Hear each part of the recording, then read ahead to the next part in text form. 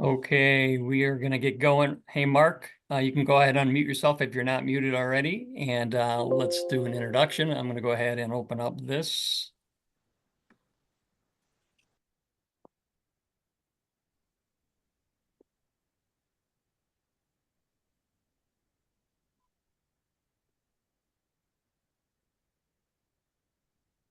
And let's go down here. All right, Mark, go ahead. Okay, good afternoon. Matt Barafato, a proud alumnus of Notre Dame High School's class of 1976, has long been recognized for his outstanding contributions to high school hockey. As a starting goaltender for the 1976 Illinois AAA High School Hockey State Champion Notre Dame Dons, Matt played a pivotal role in the team's success. His dedication to the sport is further underscored by his impressive achievement as a four-year varsity letterman. Throughout his high school career, Matthew earned all conference honors in 1974, 75, and 76, and was named MVP, Most Valuable Player of the Chicago Metro League in 1975. He concluded his high school career as a high school All-American in 1976, leaving a legacy of excellence and sportsmanship. Matt went on to play NCAA Division I hockey at the University of Wisconsin at Madison. Matthew Barafato, also known as the Purpose Hunter, is a #1 best-selling author based on his latest book, Purpose Hunting. He is a seasoned professional speaker and a natural motivator with more than 30 years of experience. Matt engages audiences and individuals through his enthusiasm to explore the life-changing topics of purpose and passion. Matt is also the host of the popular podcast, The Purpose Hunter, available both on Spotify and Apple Podcasts. He interviews thought leaders and interesting people about how they found their purpose in life. As a transformational life coach, Matt coaches his clients one-on-one, helping them to create their own personal elephant philosophy compass, allowing people to live their life purpose every day. Matthew was president of the First Step Foundation for 19 years, whose mission was providing counseling to quadriplegics and paraplegics. Matt has been married to his high school sweetheart and I believe senior prom queen for 43 years, Laura Massini Barafato, and is a proud father of 3 daughters and now has 5 grandsons who love calling him Papa B. Ladies and gentlemen, please welcome the Purpose Hunter, Matthew Barafato. Mark, thank you so much. A good friend of mine said this to me. He said, "Do you want to make God laugh?" No, really. Do you want to make God laugh? Show him your plan. That's right. I want to take you on a little journey. I want to bring you back in time, like we're in a time machine. I want you to go back to the year, which is 1975. Yes, can you believe it? That was me when I had hair. That was me and my teammates. We were on the Notre Dame high school hockey team. This was the varsity team. We had an incredible team. We had this camaraderie. We had this amazing it was just an amazing team that we always did. And we were playing a game. It was December 5th in 1975. We were playing against our arch rivals, Glenbrook North. And they always played us hard. It was always a physical game. It was always something that had to, the competition was intense, and it was always a close game. It was never a doubt that it was going to be a close game. And then that is Mike Schwartz, where the arrow is pointing. Mike Schwartz, one of the best players on our team. He was going in on a breakaway. He was going in hard, and their biggest defenseman came up and made a play on him. It was not a dirty play. He made a play on him, rode him, and he was able to shoot the puck. He missed the net, and as he was rounding the net, he lost an edge, and he went flying into the board. Boom! Head first into the boards, into the end boards. I will never, ever, ever forget skating up to where he was lying and seeing my coach, Gary Weber, had already taken his skates off. He was pinching his toes And he asked him, Michael, can you feel this? Michael, can you feel this? And Michael said no a second time. Michael, can you feel this? He said no. My friend Mike Schwartz broke his neck that night. And we were just 17 years old. We had no idea what that meant. We just had no idea. And you know what? People have been wondering, why did I pick the title? Me and Mark Meyer picked the title Loose Pucks. Well, if you're a hockey goalie, here's what I know that you will relate to. When there's a loose puck around the net, it is unpredictable. When there's a loose puck around the net, anything can happen. And if there's a loose puck around the net and you're the goalie, if the other team gets to that puck first, it's a high likelihood that they're probably going to score. But in the reverse of that, if you're the goalie and you get to that puck first, no way are they going to score. So we had a number of loose pucks all around us during that championship season. Check out these. This is just a few of them. How about this? We lost our captain, Mike Schwartz, in December because he broke his neck. Another loose puck. We finished in 5th place that year in the regular season out of 8 teams. It wasn't looking very good. And when the state tournament started, we had to win 6 straight games in the state tournament if we were going to actually win this state tournament. You talk about having loose pucks all around you. We had loose pucks all around us.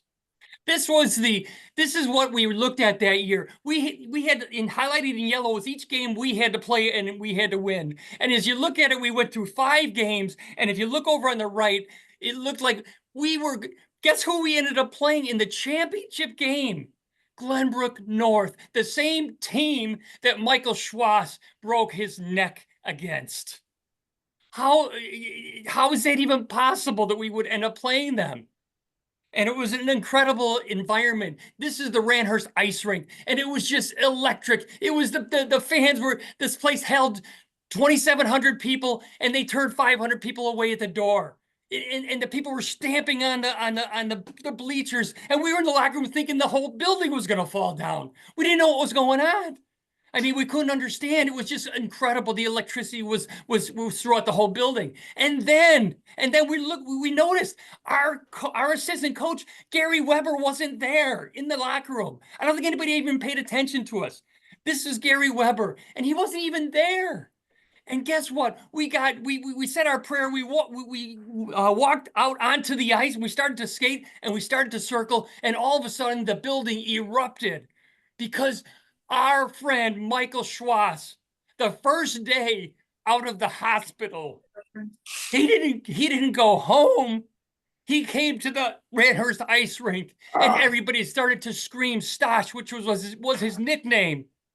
Can you imagine what was going on in anybody's head? And that was the first day out of the hospital. All I remember from that game was this: in the 3rd period, Glenbrook North had a breakaway. I happened to do one of the things I love to do, which is stacking my pads. I made a crucial stop, and it was, quite honestly, they did not have a chance. We played them 5 times regular season, each winning 1, and we tied 3 times. Craig Bellamini scored a goal. Don Hitzel scored a goal. Tony Slemmy, he scored 2 goals, and I kicked out 30 shots, and we won 4-3. My friends, they never had a chance. They never had a chance. And this was the ice. Everybody jumped onto the ice. Hey, if you guys could mute your microphones, please. And everybody's on the ice. In the middle of that picture, there's like a man with his arms up, and that was Jim Meyer. And here's what happened. Tony Salemi and myself got the state championship trophy in our hands. And what we did was we handed it over the glass to Michael Schwartz, and they put it in his lap. And I need to tell you, look at his face in this picture. He's not smiling. He is not happy. He knew he should have been on the ice. And he wanted to be on the ice, but he couldn't be on the ice. And I want you to feel the emotion that's going on here because it's really all tied and connected to this book that we are writing and the story, because it's time to tell the story. This book, I need to share with you, this book is a unique book. It's going to be an interactive book. It's going to be an interactive book. And the interactive book, what does that mean? There's written word. Now you just heard me write. You heard me write that, I told you what did I see when I saw him, when Michael Schwartz broke his neck. And I'm going to write those words on there. And then what you're going to, I have an interview with other teammates and other coaches. And I am going to then weave into it the interview. So you've got then plus the interviews of this. And then there's technology. There's going to be QR codes in this book. There's going to be over 50 QR codes in this book. And every time there's a QR code pops up, what's going to be popping up will be an interview. It's the first of its kind I've ever heard of. I've never heard anybody ever say that they've seen something like this. So what's going to happen if you've got the ebook, you're going to have a QR code and a link to whatever interview that you're going to be seeing. If it's a paperback, you're going to have a QR code. So you're going to be reading it. You'll take your phone, you'll shoot the QR code, and you'll see the interview. And if it's an audiobook, you'll have a list of all the QR codes.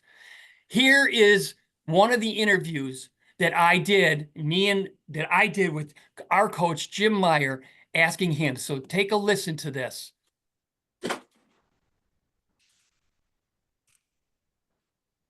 Jim, what do you remember that night that Michael went into the boards? What went through your head when you first saw him hit the boards, Mike Schwartz? Why didn't he come off when I called him off? But he was a very competitive kid, and he didn't want to do that. But I don't know if you know that, but I didn't know that. I called him off, and he went. He took flew off. by. I never knew that. Never knew that. First time ever hearing about that. Right. As you know, because you both played for me, you know that if a player was injured, Gary was always the guy who would go out and check them out. And when he came back, he said, "This is bad, Jim. He has no feeling." And you sent me out there. Go out there and see what's going on. Right. And what happened? So when you were going out there, what was your? I was by myself, the ref, and I looked down at him. I said, "Mike," and he said my name. He goes, "Salami," and his eyes were rolling, and I go, "Wow!" And I just turned and I just skated back because it was weird. But there's been a lot of things said about that, but I don't think there was anything. It was not a dirty play. No. It was not. It was truly an accident, a horrific, terrible accident. But that's what it was. It was an accident. Right. This kid did not do anything. What happened was, I believe, just as he was hit, Mike lost his balance, and that's why he ended up hitting the boards in a bad way. That's true. Coach, when did you? Were you at the hospital that night? Do you remember going to the hospital? Yes, but not right away. I went home, and then somebody called me at home. And then you went back to the hospital. He was at Lutheran General, Yep. and I went back. And actually, I think we even gathered and said a few prayers, because weren't they going to do a quick operation? That night they did. And yeah. Tony, how about you? Were you there? Well, I went there. I didn't stay. Okay. I don't have any recollection of the time. I remember pulling in the parking lot. Everybody was there.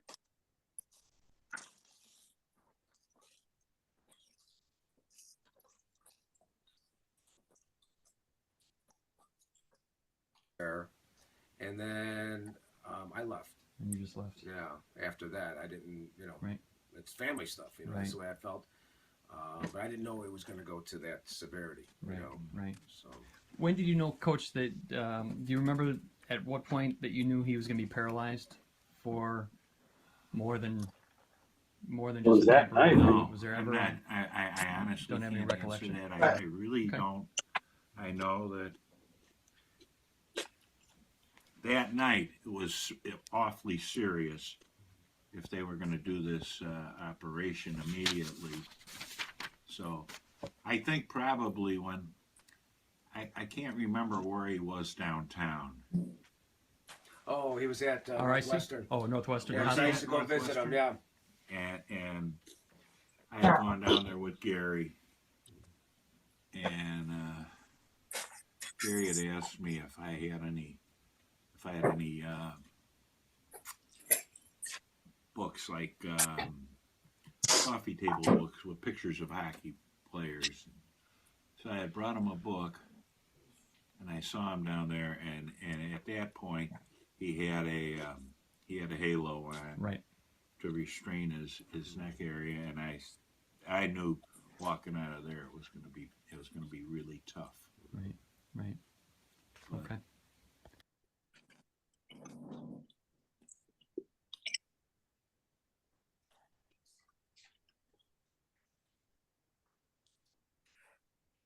All right.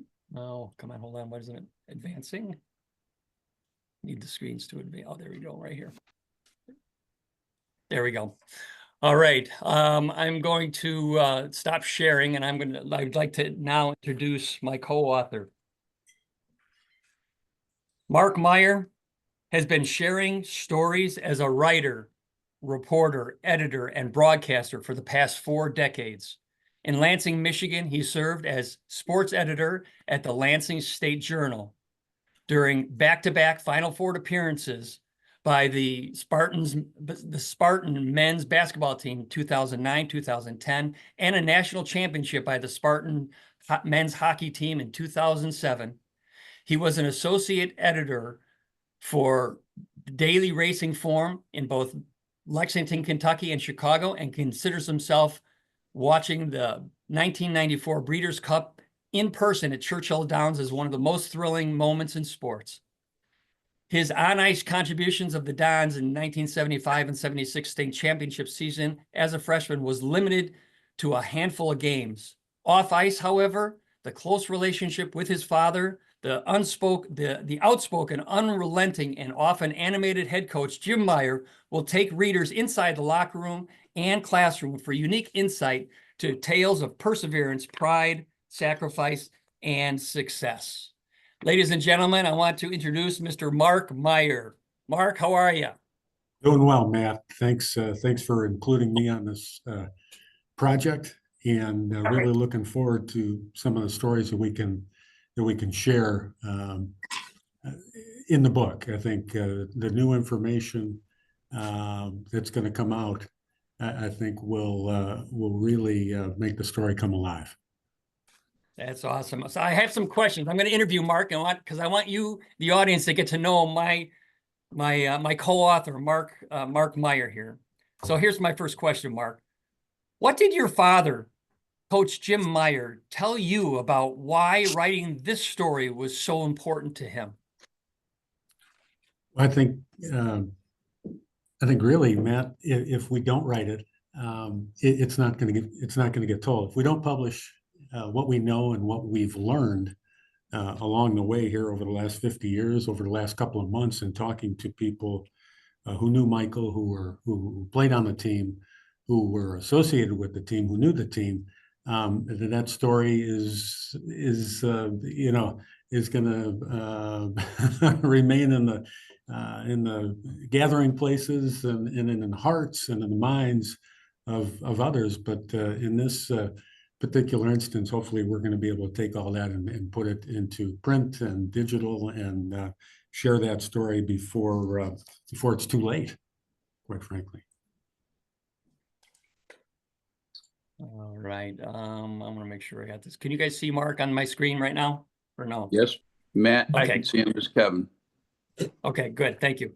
All right, Mark, why is the book Loose Pucks such an important project then to you?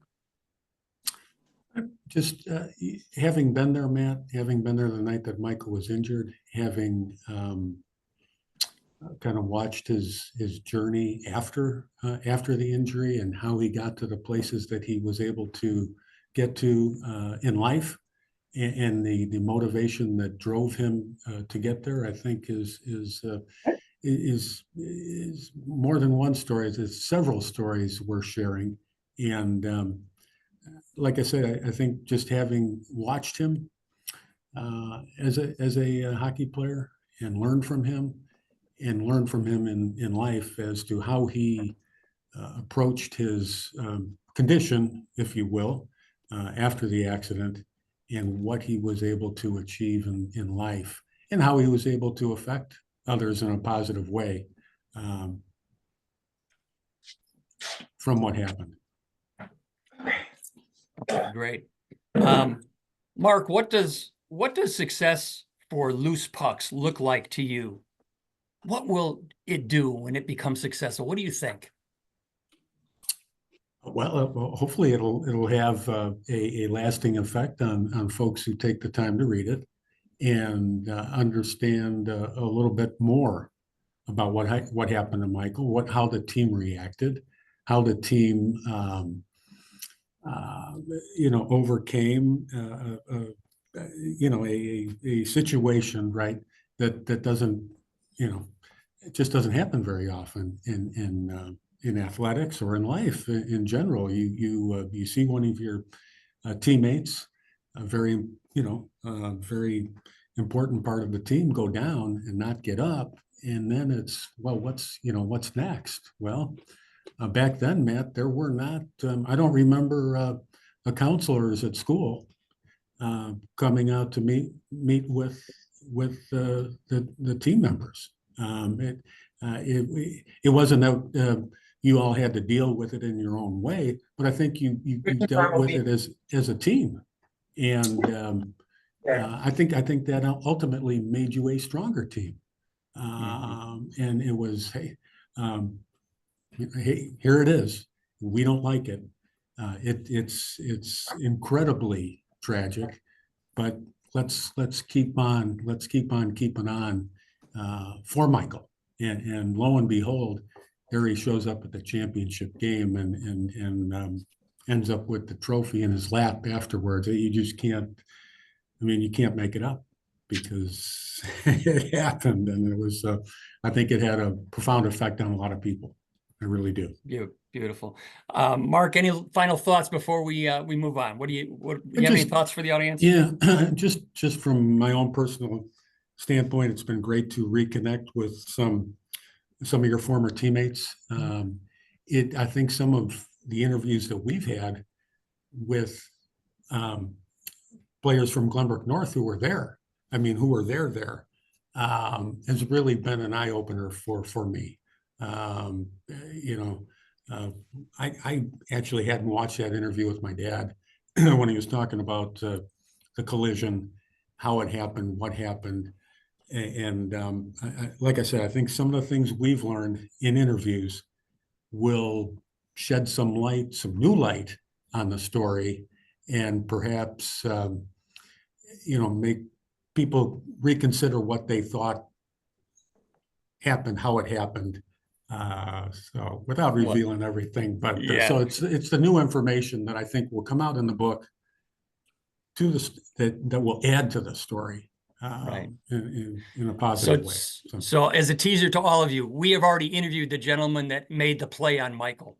And I got to tell you, it is eye-opening. And you're going to have to get the book to figure it out to actually hear it. But that's the interactive nature of this book. And it's going to be not just me and Mark telling the story. It's going to be anybody who was there, the players that were there, and the coaches that are still around that were still there. So Mark, thank you so much for doing that. And I'm going to continue on because there's a couple of things I want to share with you guys now.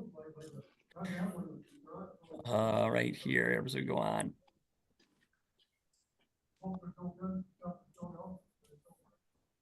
So why now?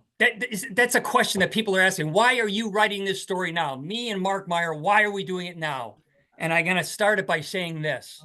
Do you guys know what the greatest motivation is on this planet? The greatest motivation, I believe, is a thing called COD. And you know what COD stands for? It's going to surprise some of you. The greatest motivation is it's your checkout date. Yeah, that's right. Your checkout date. On this planet, everybody, life is going to end at some point. And in my current book, purpose hunting, I introduced a concept called the purpose continuum. And you can see on the left side of the continuum is I put 8th grade as a starting point. And then as you get older, your purpose is on top. And look who's over on the right. Yeah, that's right. COD is way over on the right. And I got to tell you that every time you get older, every day you get older, you look at your purpose, you look at what you're doing in life, and it looks different. It just looks different. And this is what I'm asking you right now, everyone. You already, I mean, not ask you, I'm telling you, and you already know this. Life is guaranteed to nobody. You know it's guaranteed to nobody. And what I'm going to do is I want to share with you why now? Why does it have to go now? 7 hockey teammates at Notre Dame who pushed me to be the best goalie I could be. This is one of the first ones, a good friend of mine. His name was Gunther Hain. He was the manager of when we were juniors in high school. And he was our manager, and he pushed me. He was a high-level soccer player, never played ice hockey, but he pushed me all the time. How about Joey Colasuno? Again, my junior year, he had a heart bigger than the entire room, and he would just play his heart out. And he expected everyone who stepped on the ice to give their best. And I never wanted to let him down. How about Woody Erickson? He was a defenseman on our team, and he was the same thing. He was one of my protectors. He would not let anybody touch me. He would not let anybody do anything, and I didn't want to let him down. I wanted to be the best goalie I could be, no matter what. And then, of course, you've been hearing about Mike Schwass.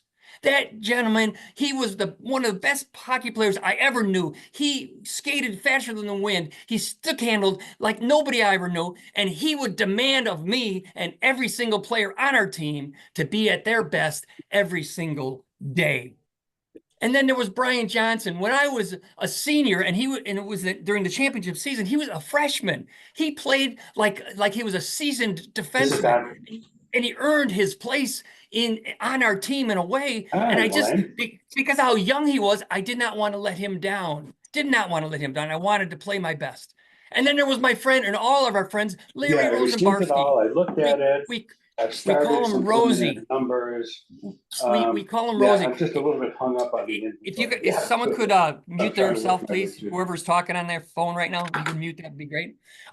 So Larry Rosenbarsky, he was another defenseman. He was a quiet man, but he had a presence on the ice that was huge. He would protect me. He would protect us, and he knew that we had to be the best that we could be. And then there was our other friend Chris Vanna.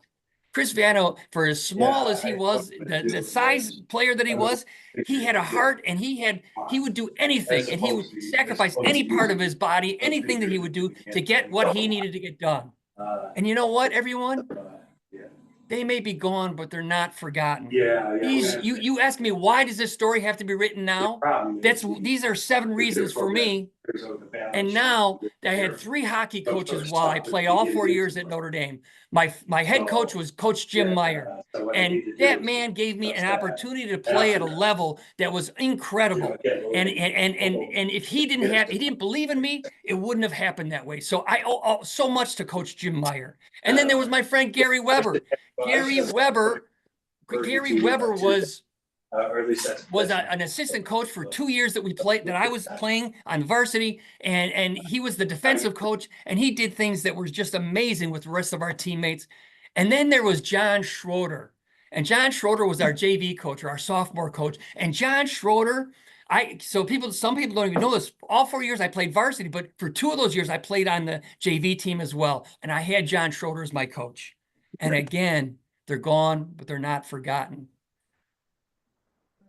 I dedicate Loose Pucks to each and every one of these very special people. They're not with us anymore.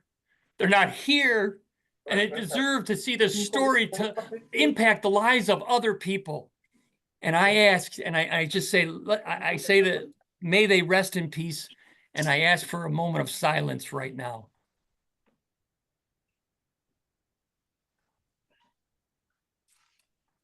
Thank you.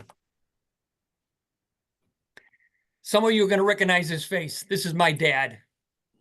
My dad lived to 93, and how glorious that he lived to 93.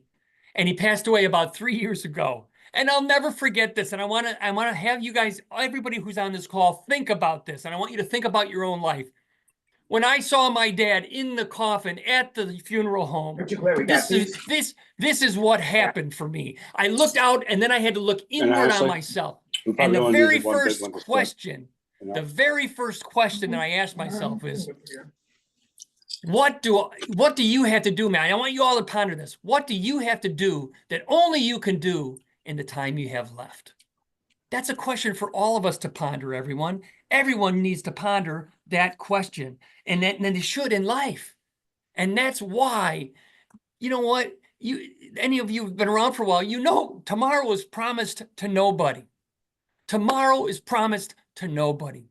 So what are you going to do today that only you can do? Well, for me and Mark Meyer, for me for sure, is to write this story, and we need to get the story out, and that's why now.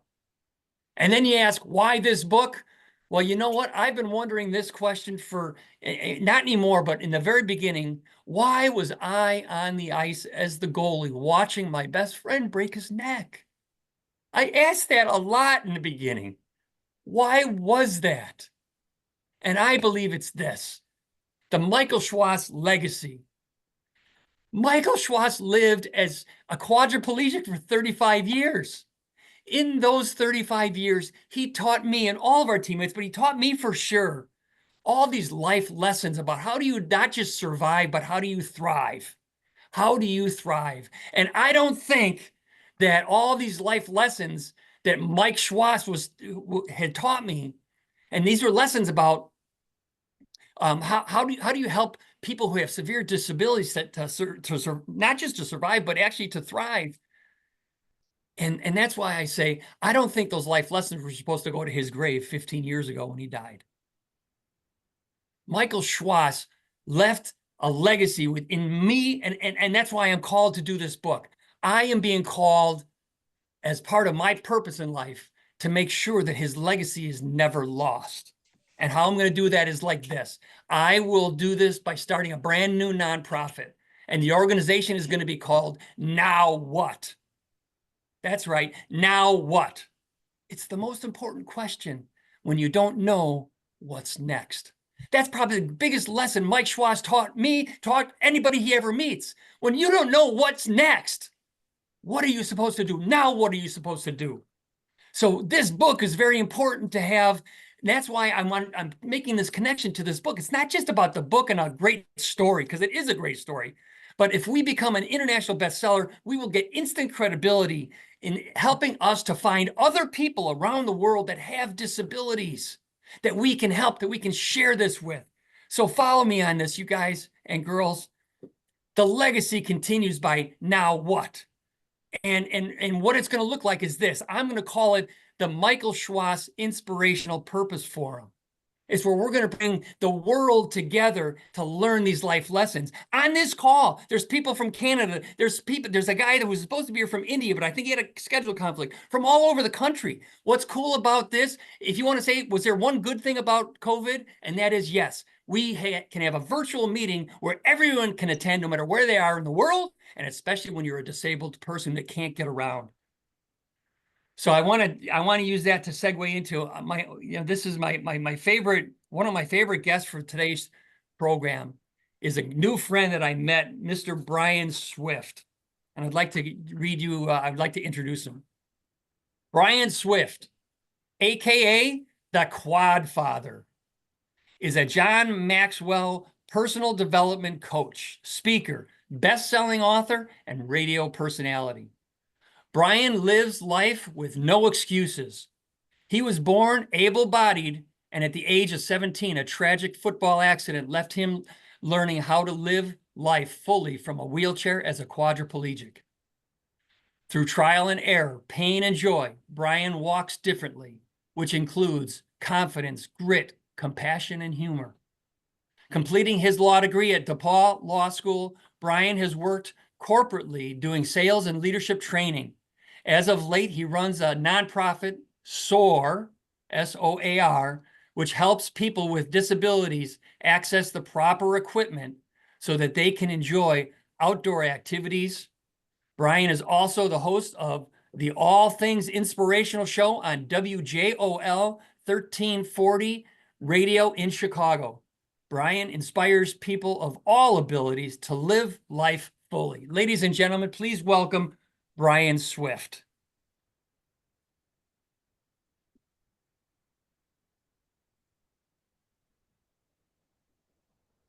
Brian, you there? Go ahead and There unmute we yourself, are. Mike. Okay, great. Can you hear me? Yep. Yes, we can hear you, Brian. Well, thank you for the introduction, and I'm honored to be here. I'm honored to have heard the story of your friend Mike and become friends with Matt. We happen to have tables of our books at the same function uh, several years ago, and we just started talking, and you could tell it was a man who could resonate. And I didn't know about his story till the end of the night of his friend Mike. And just to put some perspective on this cause, people with disabilities are the largest, most diverse minority group out there. The percentage of people with disabilities now is up to about 20% of the population. Matt's book, Matt's story with Mike is bigger than Matt, and it's bigger than Mike. This story affects family and friends and caregivers and so many other people. So this isn't just about the quads out there and the paraplegics.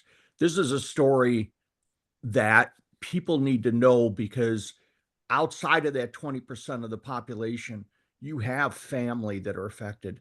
You have friends, you have neighbors, you have workers, you have teammates. So the story is huge. Our stories are similar.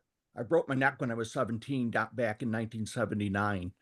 The outlook for our lives in 79 read like a Stephen King novel. It was that simple. There was no, this was before technology. Quads weren't supposed to, and that's what you heard. I spent time at Northwestern 4 months. Same story. They fused my neck the day after I broke it. I happened to be at playing football the day after Christmas, and I was gifted with the last name of Swift. I was cursed with being very slow and not too speedy. So I was always being tackled from behind. And it was just so odd. I was running with the ball. Somebody grabbed my legs.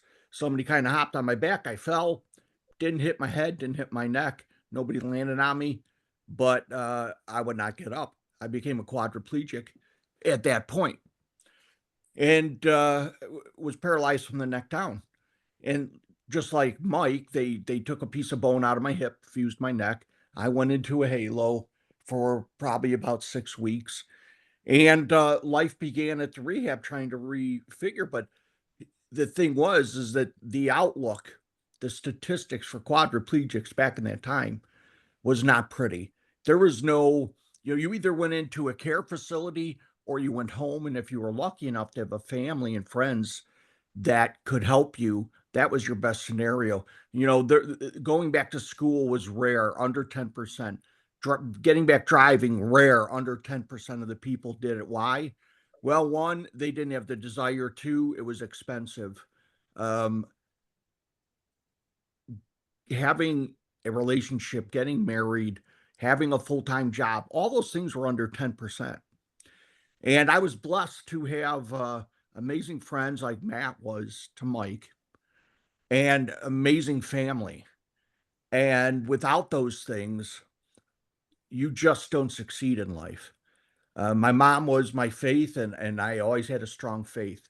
I wouldn't be where I'm at today without my faith, and I wouldn't be here today without great friends and a family. And my dad really was the catalyst, and he was old school, just like Matt's music.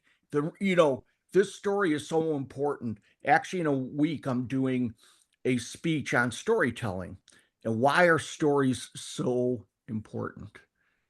Just think about it. Just go back, look at the music Matt played. Stories are important. Why? Because they invoke emotion.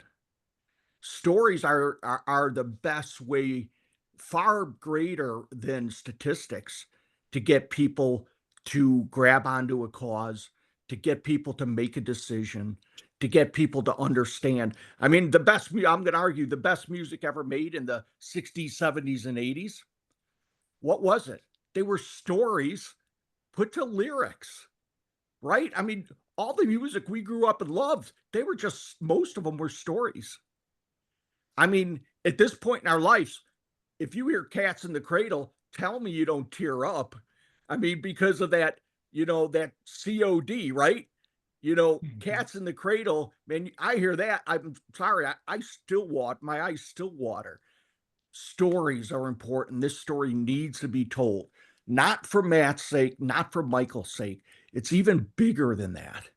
And I found out how big it was about 3 weeks after my injury.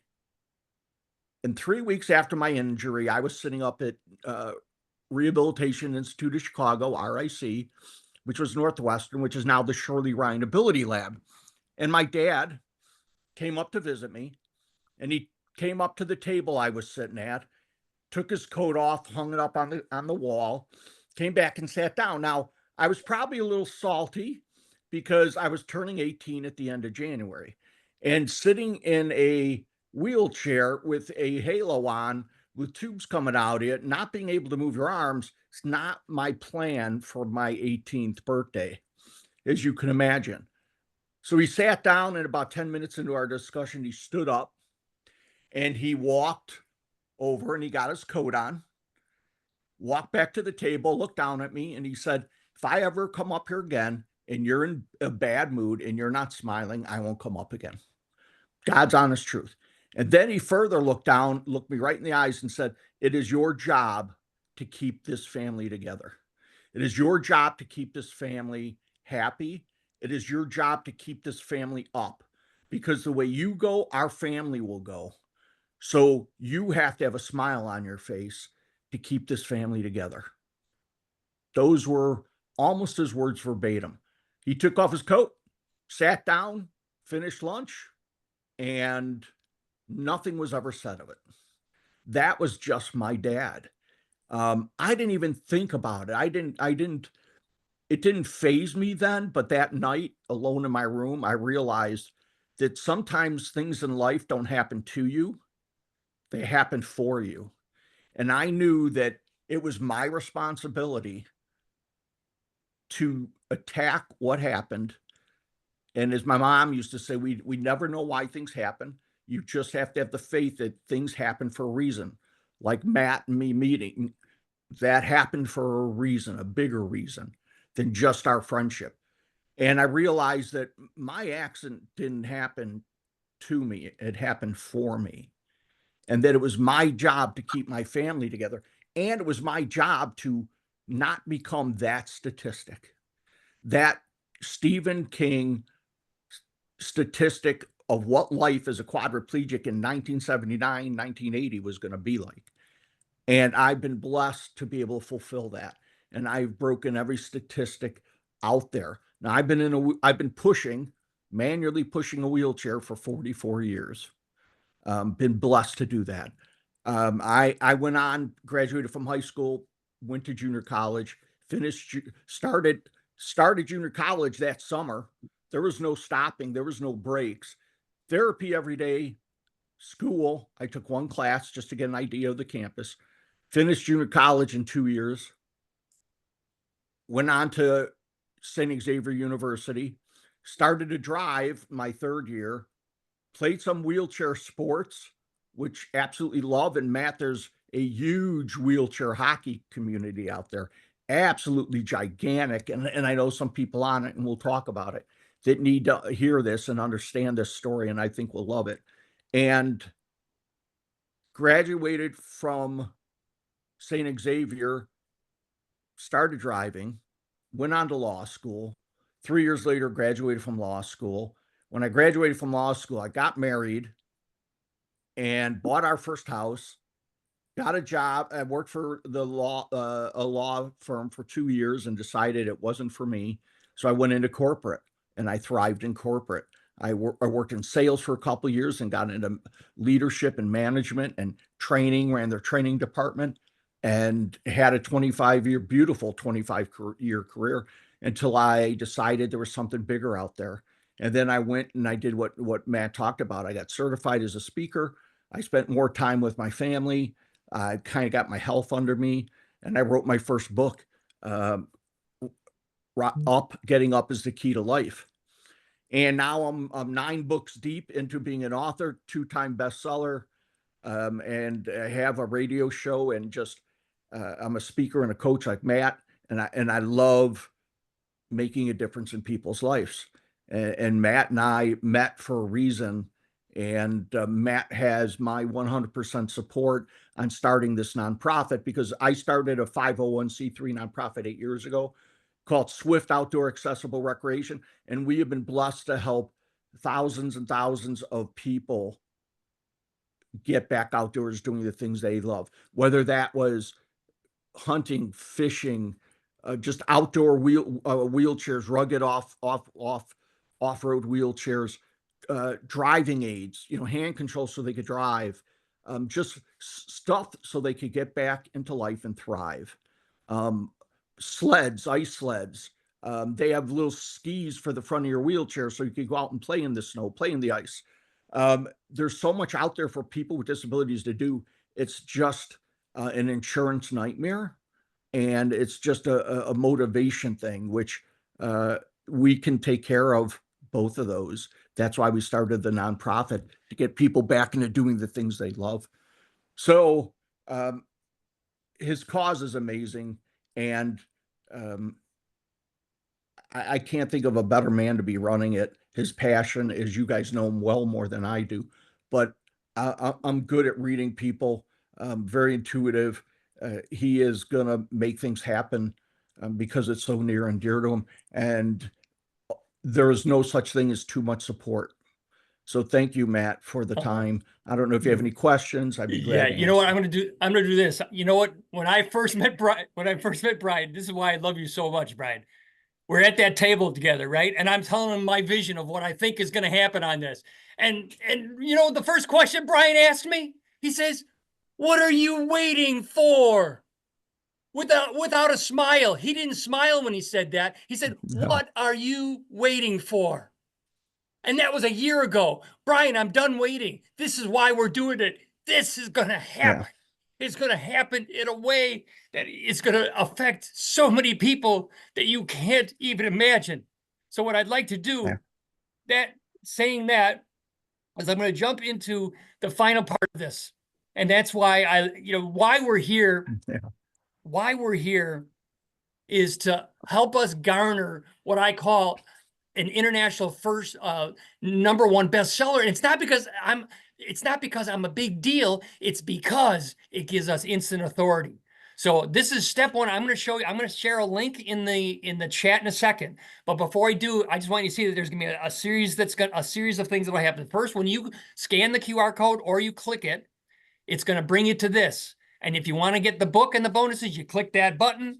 And you're going to come here, you give us your email address and your cell phone number, which we may already have, and then it'll take you right here to where you want to pre-order the book. So if you're in Canada, hit that, Germany or US, hit it there, and then you order it, and then you'll be eligible to get these 5 bonuses. The first one is I'm giving everybody an electronic copy of my first book, Purpose Hunting. It's a #1 bestseller, and I want you to just grab it and jump into it. Number 2, a bonus is a free coaching session about your purpose. That's what I love to do. It's one of the reasons why me and Brian Swift are advancing so quickly. And third is there's an online course I created, and I give you a free module for that too.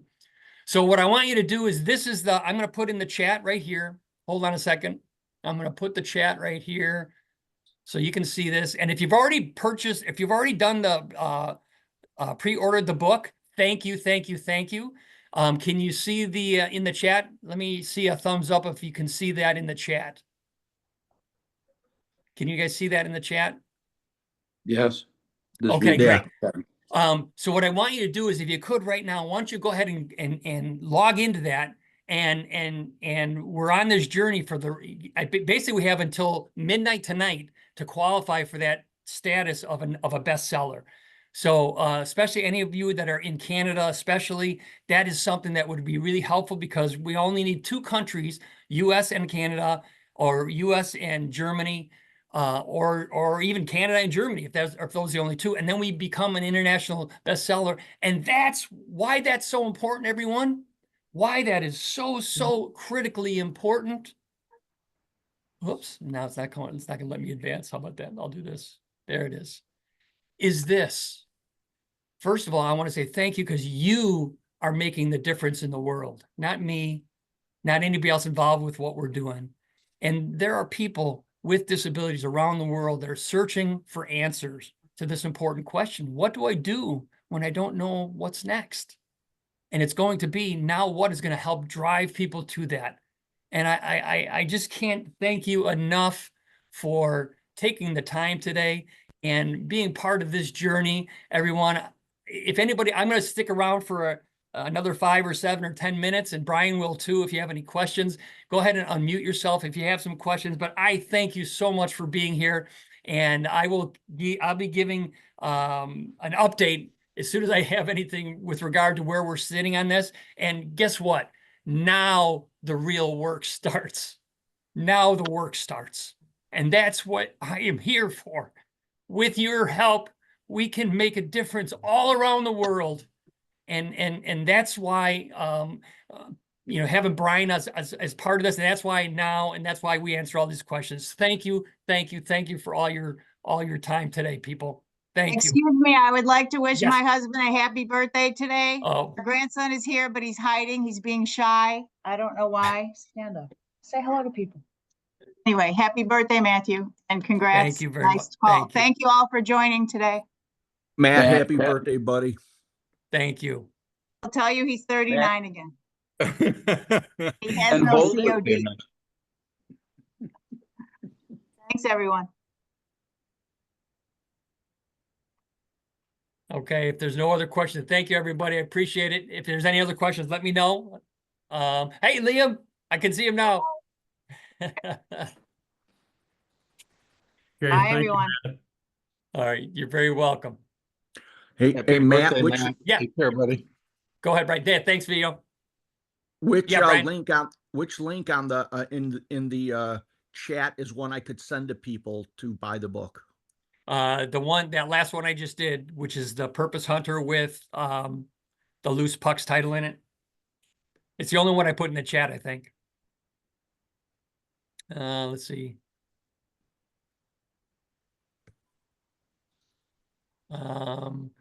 Yeah, I'll put it in there again, Brian, just so you can see it.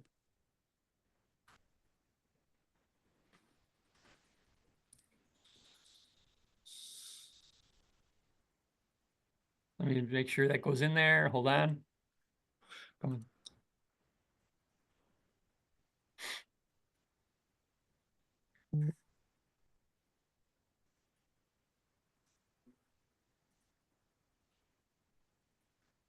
There we go. Okay, there it is. Brian, can you see it now? Adder. Hey, Okay, give me a great. second to grab it. How's the filing for the nonprofit going? I wanted actually to wait for this day to happen, just because I don't know why. So, but it's going fine. You know, the fact that the name's not taken was the biggest thing. So Yeah. now, yeah, that was a big deal, as you know.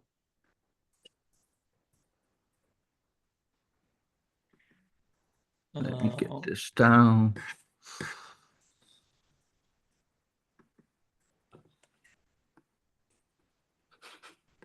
Hey, Matt, got just around. Happy birthday, buddy. Okay, great. Thanks, Jeff. Appreciate it. Thanks for being here. And so many well wishes. Thank you for everybody.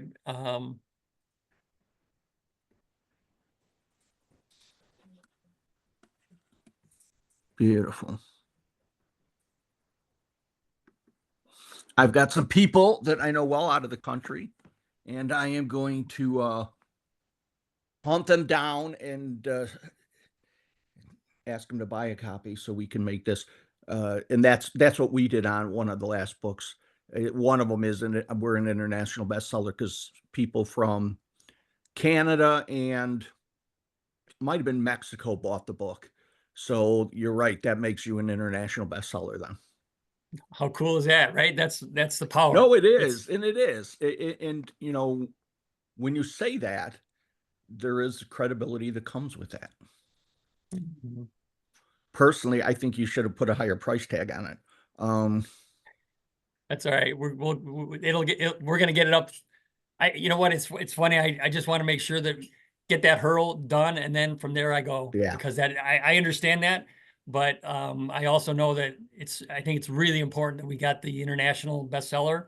And for right now, I just wanted to get that out of the way so that then now let's move forward. And you're right. The price is gonna. By the way, I know that.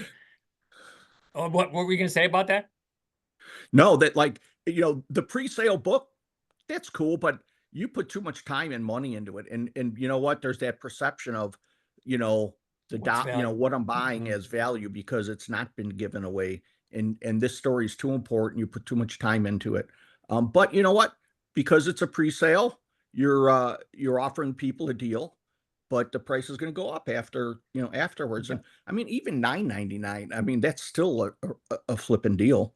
Right. That's my opinion. And you know what? When they find out the money's going to a nonprofit, I mean, I think I've gotten a lot of sales because they know that a portion of the proceeds are going to benefits or nonprofit on every book I sell. And I think that helps. Yes. It shows So- credibility, gentlemen. Huge credibility. What you did now is setting the foundation for the future. That's what you're doing. I see right through it, Matt. This is Kevin. Hey, Kevin, how are you? I believe totally in what you both are saying. I have my own disabilities, which we've never talked about because I fractured my neck, not to the severity that Michael did, and I'll probably use your assistance with and Mark to try to help me maneuver through my situation. And I've always known, just from what you've both shared today,